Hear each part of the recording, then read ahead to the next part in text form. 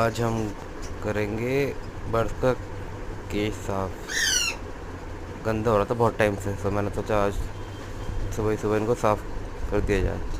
देखो कितना गंदा हो रहा है, ये तो मटकी से हट ही नहीं रहा। इसको हटाया, दोनों मटकी बाहर निकाली। अब देखना ज़रा, ये 3-4 दिन हो गए होंगे मुझे, मैंने साफ़ नहीं किया था, तो मैंने सोचा आज साफ़ कर लूँ इसको। तो मैंने अब साफ़ किया, ये छूट भी नहीं रही चिपक के। फिर मैंने इसको अच्छे से वॉश किया। पूरा निकालने के बाद पूरा साफ़ किया, और ऊपर अलेक्जेंडर का भी साफ़ किया। देखो नीचे का भी साफ़ हो गया।